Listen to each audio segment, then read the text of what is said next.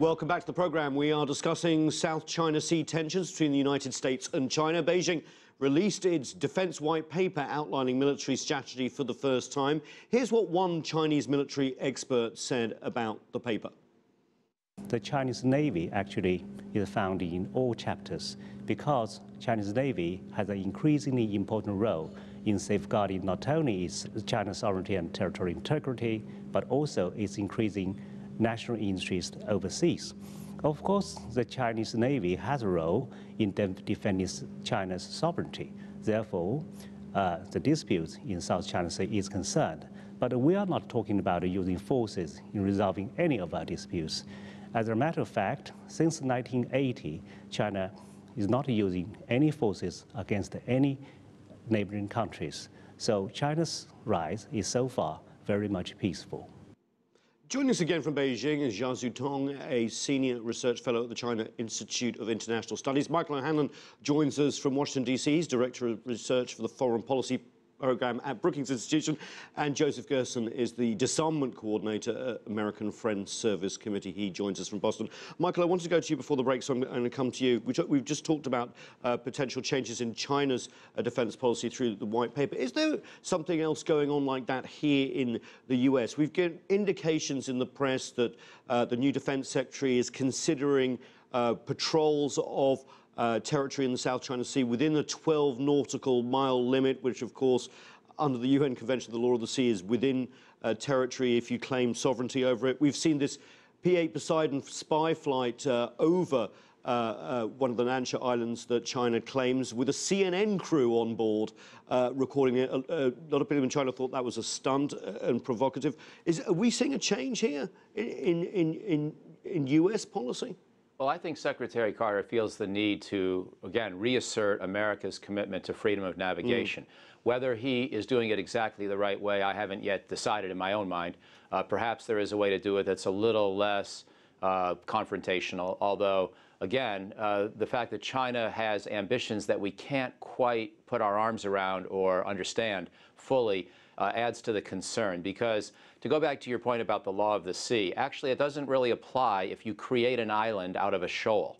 And yet China is trying to claim that they have sovereignty or territorial exclusion rights around these new formations. Now, if it were just going to be one or two of them, or one or two of the existing real islands that arguably do have claims to territorial waters, then the United States could probably live with that. But when you combine the ambitions that are as yet unspecified with the 9-dash line, which, as most of your viewers surely know, is China's hypothetical claim to most of the South China Sea, not just the islands there, but to the entire waterway.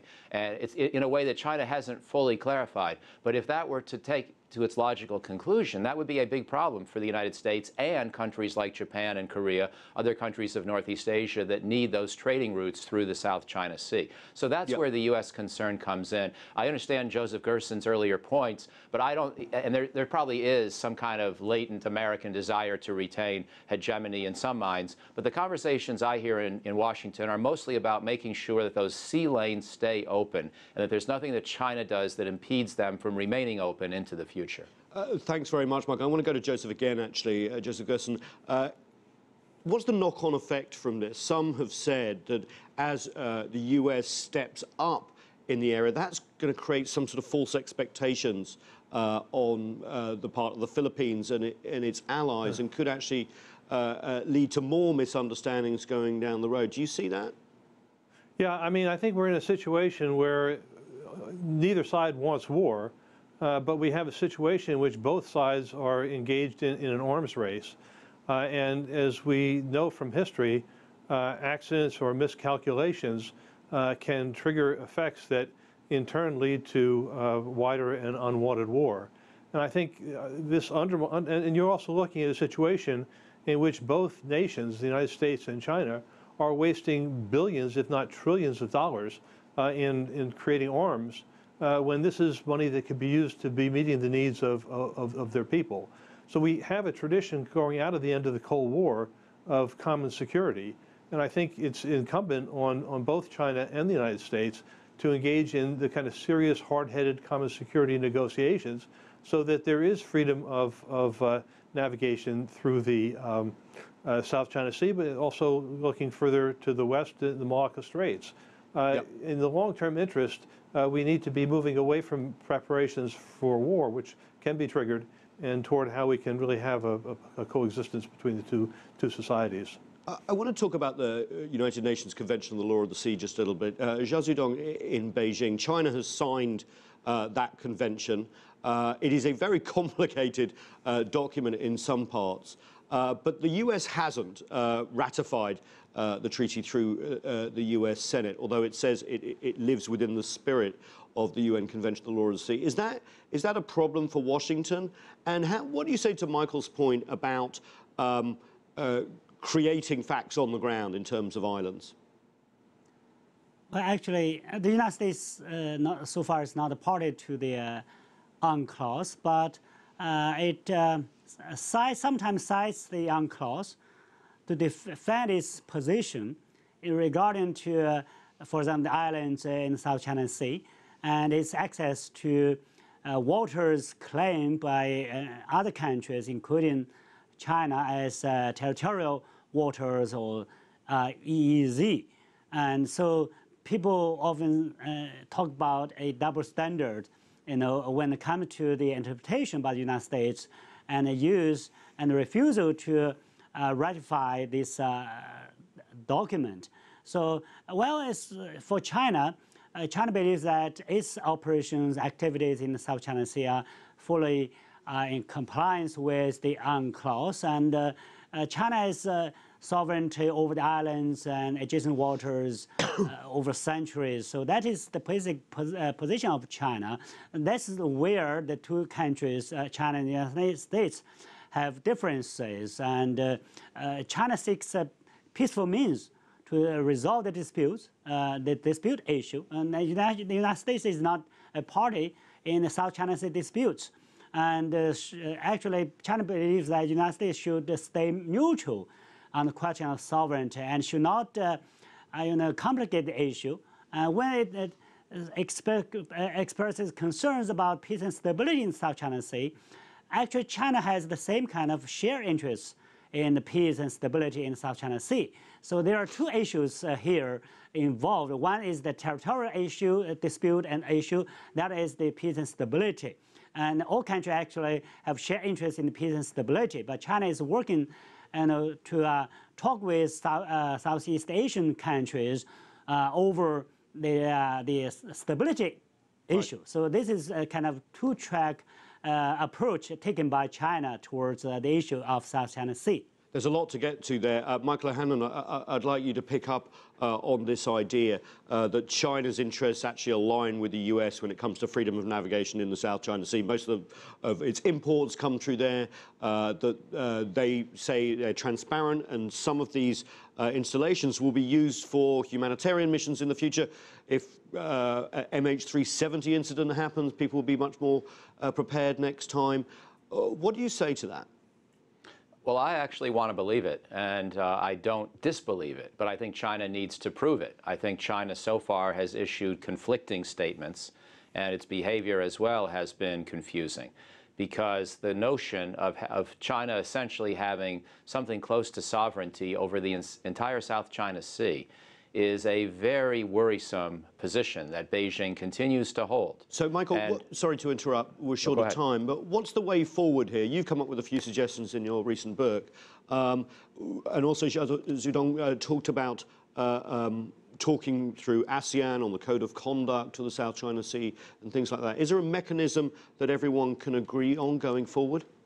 Well, the mechanisms help, but I think it's also useful to focus on the substance. And I think the United States could agree that China can pursue its ambitions in the South China Sea as one of several parties that wants access to the resources and to the islands, and that some of those competitive claims will continue onward. And we don't worry that much about how they come out, provided that freedom of navigation is respected and that disputes are settled peacefully. So I actually think most of what Beijing and Washington tend to be saying is mutually consistent and can be worked through. But when you have that bottom line declaration on the 9-dash line, and you have an unexplained set of ambitions about land reclamation, and then this expectation that people will stay away from these small little specks of land that are turned into larger airstrips by invoking the law of the sea. These are the positions that cause me some concern, where I wish China would actually figure out which of these two conflicting strands of thought in its own policy is correct. Joseph Gerson in Boston, what do you think the way forward is, and what are the risks here if the policies on continue as are? Well, I think to take China at its word in terms of wanting peace and stability as a foundation for diplomacy would be a wise approach, and that diplomacy, I think, should be ratcheted up to a much higher degree than it is now. I think it's possible if there's goodwill on both sides, but I don't know that we're quite there yet. In terms of the dangers, I mean, look, we're in a situation where the United States is spending $1 trillion to modernize its nuclear arms and delivery systems. China is now in the process of MIRVing its missiles. We've got naval buildups on both sides. Right. So I think we want to do everything we can to avoid the kind of trigger that led to the First World War. Should the U.S. actually get out of the South China Sea? I think in time it's going to need to. You know, but I think it's only going to happen on the basis of negotiations that are going to ensure the security not only of the United States and China, but of the nations in the region. I think it's possible, but it needs to be done. Zhao Zedong, final thought from you in Beijing. This sets us up for a very interesting strategic and economic dialogue here in Washington before, of course, the state visit of Xi Jinping in September. Can those two events lead to some sort of de-escalation of tensions, do you think? Of course, China doesn't want to enter into any conflict or confrontation with the United States, and China hopes that it can build a constructive relationship with the United States because it has shared interests in the peace and security in the Asia-Pacific. And so China has a lot of, more than 19 mechanisms of dialogue and consultation with the United States.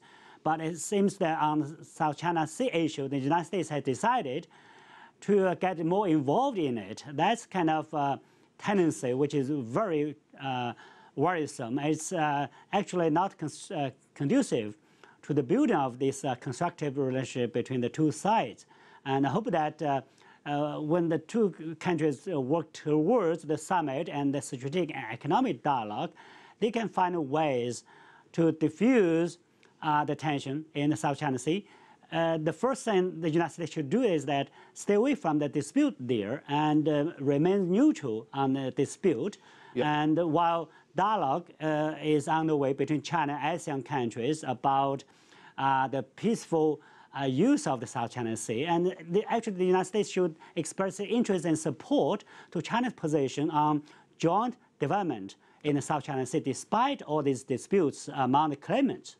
Joint development for the South China Sea. That's a topic for another day. Zhao Zedong, thank you so much for joining us. Michael O'Hanlon, also in Washington. Joseph Gerson, thank you so much from Boston. That's all we have time for, but the conversation does continue online. Join us on CTV America's Facebook page to comment on this or any other show, or chat with us on Twitter at CCTV America. I'm Nathan King in Washington, D.C. Thanks for watching.